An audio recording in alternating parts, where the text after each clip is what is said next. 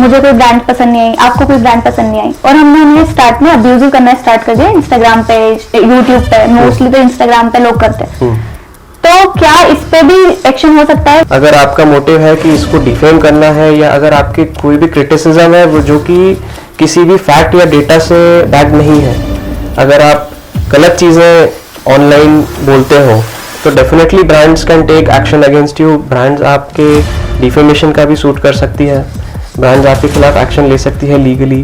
Freedom of speech है हमारे India में। फ्रीडम ऑफ स्पीच हर एक सिटीजन को गारंटीड है, लेकिन एक रीजनेबल रेस्ट्रिक्शन के साथ। ओके। ये ऐसा नहीं है कि एक अनलिमिटेड फ्रीडम है जो आप कैसे भी यूज कर सकते हो।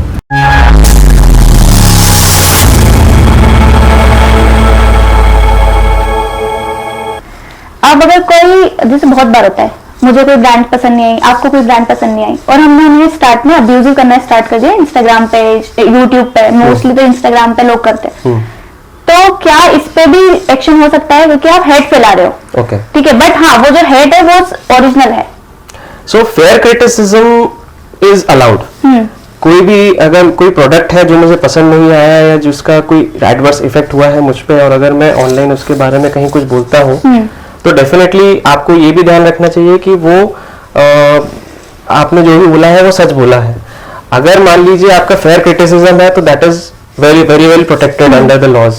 बट अगर आपके मोटिव अलग है, अगर आपका मोटिव है कि इसको डिफेम करना है, या अगर आपकी कोई भी क्रिटिसिज्म है वो जो कि किसी भी फैक्ट या डेटा से बैक नहीं है, अगर आप गलत चीज़ें ऑनलाइन बोलते हो, तो definitely brands can take action against you. Brands आपके डिफेमेशन का भी सूट कर सकती है, ब्रांड्स आपके खिलाफ एक्शन ले सकती है लीगली, जो कि लेते भी हैं काफी। Brands are very conscious about their reputation. तो इन केस छोटा से छोटा व्यक्ति अगर कोई इस प्रकार से ऐसा कोई स्टेटमेंट बोलता है जो कि उनके प्रोडक्ट को बहुत हार्म कर सकता है, उनकी सेल्स को इफेक्ट कर सकता है, तो ब्रांड्स एग्रेसिवली उसके पीछे जाते हैं। क्योंकि आजकल सारी चीजें सोशल मीडिया पर होती है। करेक्ट। हम हर कोई सोशल मीडिया ही चला रहा है, तो सोशल मीडिया पे अगर आपने बोल दिया, मतलब वो एक तरीके से पत्थर की लकीर हो गई कि बहुत सारे लोग अगर आपके फॉलोअर्स हैं तो वो मान भी लेंगे आपकी बातों को। जैसे मैं इन्फ्लुएंसर का नाम नहीं लूंगा, बट वो फूड प्रोडक्ट्स को लेके काफी एक्टिव है, काफी वोकल है ऑनलाइन इंस्टाग्राम पर, और कई ब्रांड्स उससे अफेक्ट होती हैं। बट क्या है कि जो इन्फ्लुएंसर है ही इज वेरी क्या कह सकते हैं, उनका अपना ड्यू डिलिजेंस काफी किया हुआ है, तो उनके जो भी क्रिटिसिज्म है वो डेटा से बैक्ड है। उनके पास प्रॉपर डेटा है, रिसर्च है कि इस वजह से ये चीज हार्मफुल है, ये चीज हार्मफुल नहीं है। तो ये सारी चीजें उनको एज एन इन्फ्लुएंसर कल को उनको प्रोटेक्ट करेगी। ओके। इन केस ब्रांड उनके खिलाफ जाना चाहे तो, क्योंकि उनके पास डेटा है। कई बार ये भी होता है कि ब्रांड्स मतलब कोई भी इन्फ्लुएंसर है, कोई क्लेम करता है और उसके पीछे उसका कोई सफिशिएंट बैकिंग नहीं है, तो डेफिनेटली वो लीगल ट्रबल्स में फंस सकता है। फ्रीडम ऑफ स्पीच है हमारे इंडिया में। करेक्ट। ठीक है, तो फिर फ्रीडम ऑफ स्पीच जब इंसान सोशल मीडिया पे जा रहा है तो वहां पे क्यों उसके ऊपर केस हो जाते हैं? जैसे कि अभी रिसेंट में हुआ है, समय रैना के जो शो था यूट्यूब पे जो आता था, उसमें रणबीर इलाहाबादिया और उन लोगों के ऊपर केस हो गए। तो ठीक है, वो गलत बोला उन्होंने, हम सब एग्री करते हैं, बट फ्रीडम ऑफ स्पीच में किसी पे आप एकदम से केस कर सकते हो? फ्रीडम ऑफ स्पीच हर एक सिटीजन को गारंटीड है, लेकिन एक रीजनेबल रेस्ट्रिक्शन के साथ। ओके। ये ऐसा नहीं है कि एक अनलिमिटेड फ्रीडम है जो आप कैसे भी यूज कर सकते हो। आपको फ्रीडम दी है तो with in the confines of law आप उसको एक्सरसाइज करो। सोसाइटी के जो नॉर्म्स होते हैं, जो एक रीजनेबल व्यक्ति जिस प्रकार से अपने आप को execute day to day life में करता है, कोई भी ऐसा ऑब्जेक्शनेबल एलिमेंट नहीं होना चाहिए जो कल को पब्लिक हार्मनी डिस्टर्ब करे, या किसी पर्टिकुलर व्यक्ति के अगेंस्ट आपने कुछ ऐसा बोला हो जो उसको रेपुटेशन उसकी हार्म कर सकता है, या उसके खिलाफ ही आपने कुछ अब्यूजिव वर्ड्स बोल दिए हैं। तो ये सारी चीजें, एक बैलेंस होना चाहिए फ्रीडम ऑफ स्पीच और आपकी सोशल रिस्पॉन्सिबिलिटीज के बीच में। ओके, बट ऐसा होता है कि सोशल मीडिया पे जो इन्फ्लुएंसर्स हैं, करेक्ट, ठीक है, इन्फ्लुएंसर का अपना एक इन्फ्लुएंस है उनकी ऑडियंस पे, तो उन्हें बहुत ज्यादा सावधान होने की जरूरत है कि वो जो भी बोल रहे हैं उसका डायरेक्ट इन्फ्लुएंस हो रहा है उनकी पूरी पब्लिक पे। एब्सोल्युटली। बट एक व्यूअर डिस्क्रिप्शन भी एक चीज होती है कि एक व्यूअर का भी डिस्क्रिप्शन होता है कि वो क्या चीज, क्या कंटेंट एब्जॉर्ब करना चाहता है, क्या कंटेंट नहीं एब्जॉर्ब करना चाहता है। और सेम वेज इन्फ्लुएंसर्स का भी है कि वो किस कंटेंट को एंडोर्स करना चाहते हैं, किसे नहीं करना चाहते हैं। तो it's purely, it's very subjective. अपन ये नहीं कह सकते कि एक कोई सेट पैरामीटर्स हैं कि आप ये बोल सकते हो, ये नहीं बोल सकते हो। तो इट्स वेरी सब्जेक्टिव। और कई बार उसके पीछे का इंटेंट, उसके पीछे का मीनिंग, ये सब भी चीजें इम्पोर्टेंट होती हैं कि किस तरीके से आप प्रेजेंट कर रहे हो। करेक्ट। लाइक न्यूडिटी एक बहुत बड़ा टॉपिक है हमारे देश में एज एन इन्फ्लुएंसर्स भी लोगों को, क्योंकि एक नैरेटिव है स्पेशली लड़कियों को लेकर करेक्ट कि आपको व्यूज चाहिए तो कपड़े उतार दो, और वो हो भी रहा है तो आपको व्यूज मिलेंगे। ठीक है, तो क्या इस तरीके की चीजें लोग लिख भी देते हैं कमेंट्स में। इवन दो हमें भी कमेंट्स में लोग बोले थे तुम्हें फेमस होना है तो तुम बस अपने कपड़े निकालना चालू करो, आप फेमस हो जाओगे। तो इन चीजों को लेके कोई, मतलब आपने मुझे बोल दिया ये सारी चीजें, मैं इसे लेके कहीं पे भी लीगली किसी पे एक्शन ले सकती हूँ? अगर वो काफी डेरोगेटरी रिमार्क है या अब्यूजिव रिमार्क है, एग्रेसिव रिमार्क है, तो डेफिनेटली आप उसके खिलाफ एक्शन ले सकते हो। अगर वो किसी प्रकार का अनटेस्टफुल कमेंट करता है तो आई थिंक बेस्ट तो यही होगा कि आप उसे इग्नोर करें। बट अदरवाइज अगर वो ज्यादा ही एग्रेसिव है, या क्योंकि एक फेयर कमेंट, या आप कह लो फेयर तो नहीं करेंगे इसे, बट अगर वो आपके काम को क्रिटिसाइज कर रहा है तो he is also with in his rights. But उस पर भी बाउंडेशंस हैं कि वो क्रिटिसाइज करते समय किसी भी प्रकार की बाउंड्रीज को ना क्रॉस करे। ऐसा होना चाहिए कि लोगों को कंटेंट बनाने से पहले सोचना चाहिए, गवर्नमेंट को कुछ रूल्स एंड रेगुलेशन निकालने चाहिए to post up content on social media, जिससे कि चीजें थोड़ी सी, लोग अगर किसी गलत दिशा में जा रहे हैं तो वो बच सके। क्योंकि आज मैं बना रही हूँ पूरी तरीके से, कोई और मुझसे इन्फ्लुएंसर है, उससे लगेगा कि यार मेरा तो कंटेंट, इसका तो कंटेंट चल रहा है, इसके जैसा मैं भी बना लेती हूँ और मैं भी फेमस हो जाऊंगी। क्योंकि फेमस होना है आज के टाइम पे, किसी को भी बताना नहीं है अच्छा, सबको फेमस होना है, सबको बस पैसे कमाने हैं। उन्हें ये नहीं समझ आ रहा है कि कंटेंट क्रिएशन अपने आप में बहुत बड़ी रिस्पॉन्सिबिलिटी लेके आता है। बस कंटेंट क्रिएट करना है, कंटेंट क्रिएट करेंगे तो पैसे आने लगेंगे। इवन 100K फॉलोवर्स वाले भी नहीं एकदम से अमाउंट ले पाते हैं। बट अगर आप कंटेंट क्रिएट कर रहे हो तो ये आपकी रिस्पॉन्सिबिलिटी होनी चाहिए कि आप अच्छा कंटेंट बनाओ, ना कि नहीं किसी भी तरीके का गलत नहीं बनाओ। और इस पर गवर्नमेंट को कुछ रूल्स लगाने चाहिए या नहीं, जैसे सेंसर बोर्ड है। मूवीज के लिए तो हमारे पास सेंसर बोर्ड है, बट किसी भी सोशल मीडिया प्लेटफॉर्म के लिए सिर्फ सोशल मीडिया है, उन्हीं के रूल्स हैं। आउटसाइड हम लोग इंडिया के बाहर देखते हैं तो वहां पे उनके खुद के भी कुछ रूल्स हैं। आप सीधे अगर सोशल मीडिया के ही रूल्स है तो वो अकेले रूल्स काफी नहीं है। अभी मेटा को बहुत दिक्कतें भी हुई थी चीजों के कारण, बट ऐसा इंडिया में नहीं है। एक बैलेंस बिठाना जरूरी है, क्योंकि एक आर्टिस्टिक फ्रीडम भी जरूरी है। कोई भी व्यक्ति अगर किसी प्रकार का कोई कंटेंट बना रहा है तो that's is artistic freedom. But ये है कि स्लोली एंड स्लोली गवर्नमेंट भी इस इवॉल्विंग फील्ड में अपने अपने रूल्स एंड रेगुलेशंस, गाइडलाइंस लेकर आ रही है। जैसे एक फील्ड होता है अपना फिनटेक, तो फिनटेक में भी आप कौन व्यक्ति फाइनेंशियल इंस्ट्रूमेंट से रिलेटेड एडवाइस दे सकता है, कौन नहीं दे सकता है, वो भी अब सब डिफाइन हो रहा है। All those guidelines are slowly coming up. But ये भी है कि उसको बहुत ज्यादा रेगुलेट भी नहीं कर सकते हैं, otherwise it will become very restrictive. Artistic freedom जो है किसी इन्फ्लुएंसर की, वो बहुत लिमिट हो जाएगी। तो एक बैलेंस बनाना बहुत जरूरी है कि कौन सा, और ये आर्टिस्ट के खुद के डिस्कशन पे है कि उसे किस प्रकार का कंटेंट बनाना है। मतलब हम गवर्नमेंट को नहीं बोल सकते कि आप करो ऐसा। गवर्नमेंट को हम बोलेंगे तो फिर आर्टिस्ट खुद क्रिटिसाइज करने लगेंगे कि ये बहुत ज्यादा इंटरफेरेंस हो रहा है हमारे वर्क के साथ, और हमें डिक्टेट किया जा रहा है कि हमें किस प्रकार का कंटेंट बनाना है, कितने कन्फाइंस में बनाना है। तो एक आर्टिस्टिक फ्रीडम देना भी जरूरी है to evolve and to grow. और साथ ही साथ एक बेसिक फ्रेमवर्क या एक बेसिक बॉक्स आपका जरूरी है, so that law and order situation ना हो, कोई इस प्रकार का कोई डिस्क्रिपेंसी ना आए कि आप कंटेंट किसी चीज को वायलेट कर रहे हैं। और जो एग्जिस्टिंग लॉज हैं उनको आपको फॉलो करना है। क्या डिस्क्लेमर लगाना जरूरी है? यस, डिस्क्लेमर लगाना कानून के हिसाब से भी जरूरी है and as a basic precaution भी जरूरी है कि किसी भी प्रकार का, let's say if you are running an ad, तो आपको उसमें ये लिखना जरूरी है कि this is an advertisement, this is a paid collaboration. ये इसके संबंध में आपको डिस्क्लेमर्स भी देना है। एंड अपार्ट फ्रॉम दैट एक डिस्क्लेमर ये भी देना चाहिए कि व्यूअर्स डिस्क्रिप्शन इज एडवाइज्ड, क्योंकि कोई भी कंटेंट है उसके बहुत से इंटरप्रिटेशन हो सकते हैं। करेक्ट। तो ऐसा नहीं होना चाहिए कि मैं किसी एक प्रकार से डिक्टेशन दे रहा हूँ या कुछ कर रहा हूँ। हाँ, ऐसा रूल भी है कि आपको अगर आप पेड एड रन कर रहे हो, किसी भी तरह के कोलैब भी कर रहे हो, तो आप वहाँ मेंशन करो। बट स्टिल अगर लोग नहीं कर रहे हैं कि वहाँ डिस्क्लेमर ही नहीं है कहीं भी, बहुत लोग होता है कि डिस्क्लेमर कहीं नहीं मेंशन होता है, तो उस केस में कैसे हो सकती है चीजें? उस केस में ये है कि आप फिर उसमें उसको रिपोर्ट कर सकते हो या उससे उसके संबंध में if you are affected by it, तो उसके संबंध में जैसे मैंने सेल्फ रेगुलेटरी बॉडी के बारे में बताया ASCI, तो ASCI के पास भी एक कंप्लेंट पोर्टल है, वहां पे भी आप कंप्लेंट कर सकते हो दैट उनके कुछ जो गाइडलाइंस है और जो पोर्टल के गाइडलाइंस है, प्लेटफॉर्म के गाइडलाइंस है, उसका वायलेशन हो रहा है, तो they can take it from there. Okay.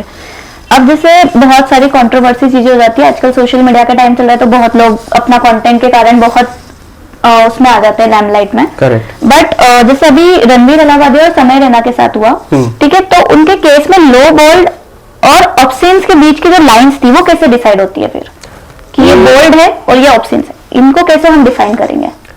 C intent, context, meaning, ये सब बहुत सब्जेक्टिव चीजें हैं और ये केस टू केस डिपेंड करता है। Okay. Case to case vary करता है कि उसको किस परिस्थिति में बोला गया था और क्या उसका मीनिंग था, क्या मीनिंग निकाल सकते हैं, क्या एक रीजनेबल व्यक्ति उससे व्यथित हो सकता है या नहीं हो सकता है, तो केस टू केस डिपेंड करता है। और ऐसा कोई फिक्स्ड पैरामीटर सेट करना भी बहुत डिफिकल्ट है कि कानून के अंदर हम ये सेट पैरामीटर्स डिफाइन कर दें कि ये ऑब्सीन है या ये बोल्ड है।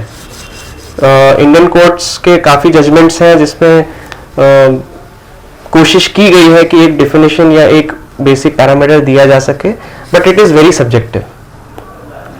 आजकल ना बहुत नॉर्मल हो गए, जैसे अगर आपने भी देखा हो कि लोगों के सेंटिमेंट्स हर्ट हो जाते हैं वीडियोस देख के किसी चीज के बीच में, ठीक है, तो क्रिएटर्स के जो ये लोग बोलते हैं, अगर उससे हमने आपने किसी को कुछ बोला, एज ए कंटेंट क्रिएटर आपने कुछ बोल दिया जिससे किसी के सेंटिमेंट्स हर्ट हो गए, तो उसमें आपका बैलेंस कैसे बनाएगी कोर्ट? उस चीज को कैसे बैलेंस में करेगा फिर? क्योंकि हम कंज्यूमर फोरम तो जा नहीं सकते, हमें जो भी करना है वो लीगली करना है। करेक्ट।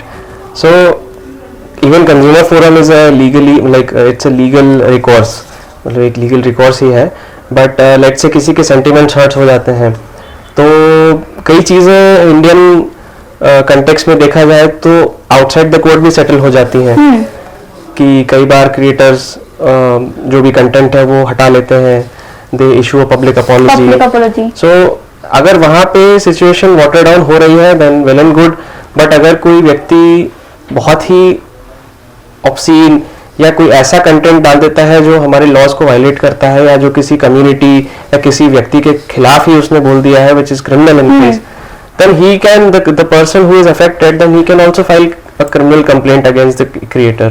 ओके।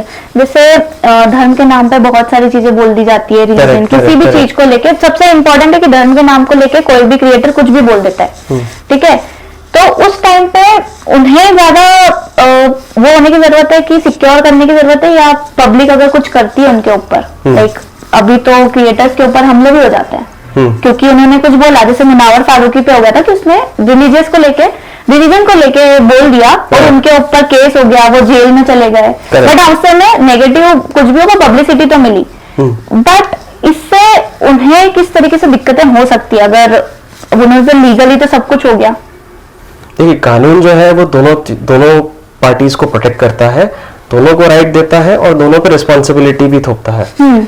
तो अगर कोई क्रिएटर पे कुछ लाइक अगर एक्शन होता है तो that should also happen according to the law, और जनता को भी ये एडवाइजेबल है कि जनता भी कानून अपने हाथ में ना ले, वो भी एज पर द लॉ चले, तभी एक लॉ एंड ऑर्डर पॉसिबली बनाया जा सकता है। इंडिया में ये पॉसिबल ही नहीं हो पा रहा, क्राउड कंट्रोल और क्राउड नहीं हो पा रहा है। करेक्ट, क्राउड को लेके बिकॉज ऐसा है कि कोई अगर भीड़ है, भीड़ में कोई mob, but slowly mob lynching, ये सारी चीजें भी डिफाइन हो रही हैं, बट ऐसा है कि क्रिएटर्स को थोड़ा सतर्क रहने की जरूरत है कि वो किसी ऐसा क्रिएटर, ऐसा कोई कंटेंट ना बना दे जो कल को उनको लीगल ट्रबल्स में डाल दे।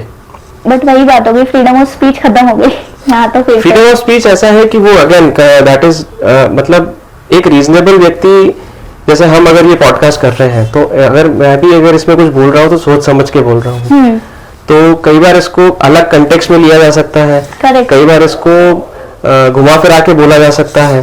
तो वो सारी चीजें आर्ग्यूएबल होती है, वो उसमें डेफिनेटली एक क्रिएटर को एक अपर हैंड मिलेगा कि मैंने ये आउट ऑफ कंटेक्स्ट मुझे कोट कर दिया गया या मुझे मिस इंटरप्रेट किया गया है, तो definitely it's subject to interpretation.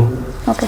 Cross border जो अभी हमने डिस्कस किया था, क्रॉस बॉर्डर होता है, जैसे अब ये तो हमने इंडिया में ही कर लिया कि स्टेट टू स्टेट हो गया, सिटी टू सिटी हो गया, सिटी टू सिटी तो नहीं चेंज होते, स्टेट टू स्टेट चेंज हो गए, but country to country laws change हो जाते हैं। राइट। सारे रूल्स चेंज हो गए, इंडिया के रूल अलग है, ऑस्ट्रेलिया में अलग जाएंगे और किसी और कंट्री में उनके रूल्स लगेंगे। तो अगर इस बीच में कोई क्रिएटर और ब्रांड है वो इंडिया की नहीं है और वहां पे कोई लीगली चीजें फंस गई, तो कहाँ पे वो लोग जाके उनका सब कुछ होगा, इंडिया में या आउट ऑफ इंडिया? सेटलमेंट उनका कहाँ पे मेंशन होगा फिर? क्रॉस बॉर्डर कैंपेन्स अगर आप कोई करते हैं, there is any foreign entity जो आपको एंगेज करना चाहती हैं, तो डेफिनेटली आपके अग्रीमेंट में हम ये चीज नेगोशिएट करते हैं और ये अग्रीमेंट में स्पेसिफिकली मेंशन करते हैं कि इन केस अगर कोई डिस्प्यूट उठता है हमारी सर्विसेज से रिलेटेड या इस प्रोडक्ट से रिलेटेड, इस एंडोर्समेंट से रिलेटेड, तो उसका जुरिस्डिक्शन कहाँ डिफाइंड होगा, कौन सी सिटी में डिफाइंड होगा, इंडिया में होगा या फॉरेन कंट्री में होगा, वो स्पेसिफिकली डिफाइंड होता है। और उसी अग्रीमेंट को इंडिया की कोर्ट्स या फॉरेन कोर्ट्स उस पर रिलाय करेंगी और उसी के हिसाब से उसको डिसीजन देगी। कुछ एक्सेप्शंस होते हैं बट वो टेक्निकल इंफॉर्मेशन है, बट ओवरऑल अग्रीमेंट में डिफाइंड होता है। अदरवाइज जिस जगह के लिए वो कैंपेन बनाया जा रहा है, लेट्स से कोई फॉरेन कंट्री है, यूएई फॉर एग्जांपल, तो फिर यूएई के लॉज उस पर अप्लाई करेंगे, बिकॉज कोई भी प्रोडक्ट एंडोर्समेंट है तो यूएई के कुछ अपने लॉज होंगे, तो उस पे वो यूएई के लॉज अप्लाई करेंगे और इस सर्विस से रिलेटेड जो डिस्प्यूट होगा तो उसका भी वहीं पे होगा। अभी ऐसा होता है कि कोई कंटेंट क्रिएटर है, ठीक है, अब वो छोटा है, तो वो तो वकील के पास जाके एग्रीमेंट नहीं बनवाएगा। उस टाइम पर उसे वकील से लीगल एग्रीमेंट बनवाने चाहिए या खुद ही, क्योंकि आजकल तो सब लोग ऑनलाइन एआई के थ्रू ही एग्रीमेंट भी बनवा लेते हैं, तो उस टाइम पे क्योंकि हर जगह एआई है, ठीक है, हर चीज में एआई रिप्लेस कर रहा है चीजों को, तो वो एग्रीमेंट भी एआई से बनवा लिया और उन्होंने वही भेज दिया। उस टाइम पे उन्हें किसे चूज करना चाहिए, लीगली जाना चाहिए या फिर खुद से? क्योंकि most of the time creators खुद से सारी चीजें कर लेते हैं, उन्हें नहीं लगता है कि हमें लीगल जाना है। देखिए, मेडिकल एडवाइस या लीगल एडवाइस एआई से लेना बहुत रिस्की है, क्योंकि AI case to case define नहीं करता है, वो एक जनरल इंफॉर्मेशन आपको देता है। जैसा कि आपने कहा कि छोटा इन्फ्लुएंसर है, वो हर बार लीगल एडवाइस नहीं ले पाता है, तो ऐसा नहीं है। छोटा सा छोटा व्यक्ति भी लीगल एडवाइस ले सकता है। Legal advice is very easily accessible, तो ऐसा नहीं है कि हर बार बहुत एक्सपेंसिव पड़ता है, बिकॉज कल को कोई भी डिस्प्यूट हुआ, कोई भी इशू उठा, तो आपके लिए जो प्रोफेशनल एडवाइस आपको मिली है वो बहुत जरूरी हो जाएगी। क्योंकि एज एन इन्फ्लुएंसर आप ऐसा नहीं कर सकते कि आपको प्रोडक्ट का भी नॉलेज है, आपको लॉ का भी नॉलेज है, आपको कॉन्ट्रैक्ट्स का भी नॉलेज है, तो एक बेसिक एडवाइस किसी भी व्यक्ति से, मतलब किसी भी प्रोफेशनल से, लीगल एडवाइजर से लेना इज रिकमेंडेड। क्योंकि हम जब सब्जी लेने भी जाते हैं तो उसको ठोक परख के चेक करते हैं। हम प्रॉपर्टी लेने जाते हैं तो उसमें भी कई प्रकार के ड्यू डिलिजेंस हम करके रखते हैं कि हम प्रॉपर्टी लेने जा रहे हैं। तो बड़ी सी छोटी चीज एक प्रोफेशनल से एडवाइस लेना इज ऑलवेज रिकमेंडेड। कई बार ऐसा होता है, मैं एक एग्जांपल लूं कि अगर मुझे छोटी सी सर्दी जुकाम होती है तो मैं केमिस्ट के पास जाता हूँ, केमिस्ट से बोलता हूँ मुझे ये सिम्टम है, वो दवाई दे देता है। लेकिन कई बार ऐसा हो सकता है कि ये सिम्टम्स के पीछे कोई बड़ी बीमारी छुपी हो, जो एक प्रोफेशनल, एक डॉक्टर ठीक तरीके से डायग्नोस कर सकता है और आपको उस हिसाब से दवाई दे सकता है। केमिस्ट तो होता है कि आपका जो जनरल बीमारी है उसकी दवाई दे, लेकिन एक डॉक्टर आपके बॉडी के हिसाब से आपके लिए बनी हुई क्यूरेटेड दवाई आपको रेकमेंड करेगा। Similarly as a legal professional, आपके सिनेरियो, आपके बैकग्राउंड से रिलेटेड लीगल एडवाइस, आप कहाँ से हो, आपका बैकग्राउंड क्या है, आप किस प्रकार के सर्विसेज दे रहे हो, किस कंपनी या किस ब्रांड से आप डील कर रहे हो, ये सारी चीजें हम एज अ प्रोफेशनल आपको एक बेटर एडवाइस दे सकते हैं। तो it is always recommended, and कभी भी कोई भी लीगल एडवाइजर मना नहीं करता है लीगल एडवाइस देने से, जस्ट बाय ये सेइंग कि ये बहुत ही छोटा इशू। तो definitely legal advice is always available, readily available and it is always recommended. ये सारी चीजें कि क्रिएटर्स को पता होना चाहिए कि आप लीगली एडवाइस दे सकते हो। Definitely. क्योंकि सभी को लगता है सारे पैसे लग जाएंगे, कुछ- यहाँ तो रुपए ज्यादा लग जाएंगे। नहीं, वो आप ही को सेव करने के लिए, बाद में इतना बड़ा आप ब्लंडर कर दो उसके बाद जाओगे तो फिर आप ही फंसोगे सबसे पहले। आई मीन इसका एक डोमिनो इफेक्ट भी हो सकता है कि आपने कोई लीगल एडवाइस या कोई एक्शन लिया विच वाज नॉट, जिसके लिए आपने पहले से कोई लीगल एडवाइस नहीं ली, कल को उसके आपको नहीं मालूम कि कल को उसके कोई बड़े इम्प्लीकेशंस भी हो सकते हैं। तो इसलिए बेटर है कि इंश्योरेंस आपके पास ऑलरेडी होना चाहिए। करेक्ट। तो ये ऐसा बहुत बार होता है कि किसी ने भी वीडियो बनाई है, कोई क्रिएटर है, कोई इन्फ्लुएंसर है, तो उसकी वीडियो को लेके उसमें कुछ गलत एडिट कर दिया, ठीक है, और किसी और ने उसको पोस्ट भी कर दिया, और उसमें कुछ गलत मिसलीडिंग इंफॉर्मेशन थी, Correct. कुछ भी सही नहीं था। बस बहुत बार होता है कि किसी का कुछ वर्ड उठाया, उसके पीछे कुछ और लगा दिया एंड देन वो स्प्रेड हो जाती है। जैसे कि हमारे साथ जो पॉलिटिशियंस हैं उनके साथ तो बहुत होता है कि उनकी कोई सी भी वीडियो उठा के सोशल मीडिया पे डाली, Correct. उसके साथ कुछ भी लगाया और वो वायरल हो जाती है और लोग उसको सच में मान लेते हैं। तो इन केस में ये फ्रॉड माना जाएगा या ठीक है चलने देंगे? नहीं, इसे बिल्कुल भी चलने देना नहीं चाहिए, क्योंकि इससे एक इन्फ्लुएंसर की भी रेपुटेशन खराब हो सकती है। और मैं ये एडवाइस करूंगा कि कोई भी इन्फ्लुएंसर अपना कोई भी कंटेंट बनाता है तो बेस्ड ऑन द एग्रीमेंट उसका कॉपीराइट भी रजिस्टर करवाए, उससे उसे लीगली भी ज्यादा हेल्प मिलेगी।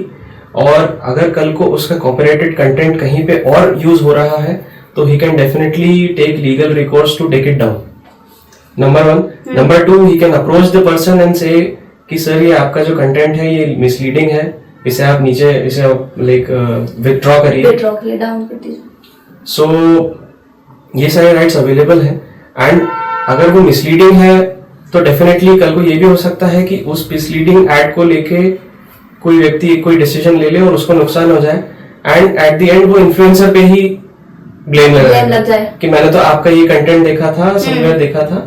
तो डेफिनेटली एक इन्फ्लुएंसर को इस चीज के संबंध में भी सचेत रहना चाहिए कि अगर उसका कंटेंट कहीं और भी पब्लिश हो रहा है तो डेफिनेटली अगर कोई प्लेटफॉर्म है, प्लेटफॉर्म के कुछ गाइडलाइंस होते हैं, प्लेटफॉर्म खुद कंटेंट कॉपीराइट्स को लेके अलर्ट रहता है। अगर किसी का कंटेंट कॉपी हुआ है, कुछ मॉर्फ हुआ है, तो डेफिनेटली उस प्लेटफॉर्म पे भी आपको अप्रोच करना चाहिए। और सेकेंडली अगर कोई ग्रेविटी ज्यादा है या आपको लगता है कि इस कंटेंट को पुल डाउन किया जाना चाहिए, जरूरी है, तो डेफिनेटली लीगल रिकॉर्स भी लिया जा सकता है, क्योंकि ये आपका कॉपीराइटेड कंटेंट है। तो ना सिर्फ आप इस पे इसको मतलब विड्रॉ करने के लिए लीगल एक्शन ले सकते हो, बल्कि उस व्यक्ति या उस हैंडल के खिलाफ आप क्रिमिनल केस भी फाइल कर सकते हो, एक एफआईआर भी दर्ज कर सकते हो, क्योंकि कॉपीराइट इंफ्रिंजमेंट सिविल रॉन्ग होने के साथ साथ एक क्रिमिनल ऑफेंस भी है। ओके, जैसे अभी आपने बोला कि कॉपीराइट करवा सकते हैं आप, करेक्ट, ठीक है,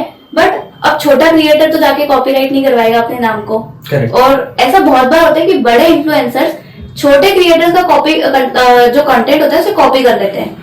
तो उस केस में वो क्रिएटर जिसके सिर्फ 10 के फॉलोवर्स है और एक क्रिएटर इन्फ्लुएंसर है वो जिसके 1 मिलियन फॉलोवर्स है, ठीक है, उसने उस क्रिएटर का कंटेंट चुरा लिया, तो इसमें वो जो छोटा क्रिएटर है वो क्या करेगा? मतलब वो सोशल मीडिया के थ्रू तो लोगों को बता रहा है Correct. कि ऐसा हो रहा है मेरे साथ, ये किया जा रहा है, मुझे वो अपनी तरफ से पूरा ट्राई कर रहे हैं सब कुछ करने की, बट इन द एंड उन्हें क्या करना चाहिए फिर? अगर छोटा भी क्रिएटर है और अगर उसने वो नहीं करवा पा रहा है रजिस्टर, तो इवन अनरजिस्टर्ड कंटेंट उस पर भी कॉपीराइट होता है। और इसके संबंध में ये है कि वो अपना कंटेंट उसने पहले पब्लिश किया था और उसकी स्क्रिप्ट, उसका कंटेंट का आइडिया किसी दूसरे व्यक्ति ने चुराया है, तो even then he can take a action against that person. तो इसमें ये नहीं है कि अगर आप कोई छोटे क्रिएटर हैं तो आपके पास कम ताकत है, कानून आपको और एक बड़े क्रिएटर को इक्वल ताकत देता है, इक्वल राइट्स देता है। तो ऐसे केस में आप डेफिनेटली एक्शन ले सकते हैं लीगल एडवाइस लेकर, और आपको डेफिनेटली रिलीफ मिलेगी। बहुत सारे लोग क्या करते हैं, अब जैसे कि मोदी जी हो गए, हमारे प्राइम मिनिस्टर हैं, वो उनकी कुछ भी फेक वीडियोस बना लेते हैं, मतलब बहुत ज्यादा चलती है, बट जस्ट बिकॉज कि वो बहुत अच्छे हैं उस चीज में कि वो उन चीजों पे कभी ब्लेम नहीं करते हैं, आपके ऊपर किसी भी तरीके से एक्शन नहीं ले सकते, सॉरी एक्शन नहीं लेते। बट क्या वो अगर उनकी वीडियो है और उन्हें वो गलत लगता है तो वो आपके ऊपर पूरी तरीके से एक्शन लिया जा सकता है? डेफिनेटली ऐसा नहीं है कि उन पे एक्शन नहीं लिया जाता है। अगर कोई भी misleading, since he is a very important person of this country, अगर वो उनका कोई मॉर्फ वीडियो है, एआई वीडियो है और वो कोई गलत इन्फॉर्मेशन देगा तो डेफिनेटली कंट्री पे बहुत बड़ा इम्पैक्ट पड़ सकता है। तो there are agencies, there are bodies जो कॉन्स्टेंटली इस चीज पे विजिल रखती हैं और कॉन्स्टेंटली इस टाइप के कंटेंट को प्लेटफॉर्म से रिमूव करवाती रहती हैं। And definitely since he is holding public office and as a public officer, उनका मतलब एज अ गवर्नमेंट के हेड के रूप में जैसे उनका कोई भी कंटेंट होता है तो even government agencies can take action against you. Okay. और हम किसी का फोटो बिना उनके कंसेंट के यूज कर रहे हैं, करेक्ट, ठीक है? ओके। कि मैंने किसी सेलिब्रिटी का यूज कर लिया, किसी इन्फ्लुएंसर का यूज कर लिया, अगर वो पॉजिटिव वे में है तो किसी को प्रॉब्लम नहीं होगी। बट अगर वो नेगेटिव वे में हो गया, बट सेलिब्रिटीज का तो ऐसा है कि आपको उनके फोटोज का कॉपीराइट लेना पड़ता है, बट कभी कभी लोग नहीं लेते हैं, ठीक है, वो अपने लिए यूज कर रहे हैं, जैसे छोटे ब्रांड है, छोटे क्रिएटर्स हैं, तो क्या उन्हें ये सब कुछ करना चाहिए कि उनकी एजेंसी से कनेक्ट करें और फिर उनसे कंसेंट ले कि हम आपका फोटो इस चीज में यूज करेंगे? नहीं तो वो आप ही के लिए दिक्कत पैदा कर सकते हैं।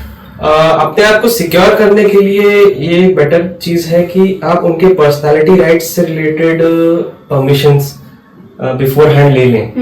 ऑल्दो प्रैक्टिकली स्पीकिंग सेलिब्रिटीज किसी भी प्रकार का मेजर एक्शन नहीं लेते हैं until and unless it is very derogatory or very harmful to their reputation. But in case आपको ऐसा लगता है कि मुझे बिफोर हैंड ले लेना चाहिए तो इट इज डेफिनेटली रिकमेंडेड कि आप उनसे बिफोर हैंड कंसेंट ले लें कि मैं आपका फेस या मैं आपका पर्सनालिटी अपने पेज पे शो करना चाहता हूँ। बिकॉज वही है कि इन केस आप इतनी मेहनत करते हो, आप पूरा कंटेंट बनाते हो और उसमें बहुत सारा पैसा, बहुत सारा टाइम इन्वेस्ट करते हो और कल को ये हो सकता है कि वो सेलिब्रिटी उस कंटेंट को देखे and he can ask the courts और he can ask the platforms to take it down, तो उसमें नुकसान आप ही को होगा। हाँ, मतलब उन्हें लेना चाहिए पहले से, मतलब अगर समाज से कि उन्हें कंसेंट लेना। हाँ, मैं वही कहा कि इनको पर्सनालिटी राइट्स के अंदर एक ब्रॉड एम्बिट होता है पर्सनालिटी राइट्स, और किसी भी इन्फ्लुएंसर को, किसी भी आर्टिस्ट को इट इज रिकमेंडेड कि वो ये करे। और इसी तरीके के बहुत ही नॉलेजेबल कंटेंट के लिए सब्सक्राइब करना मत भूलना।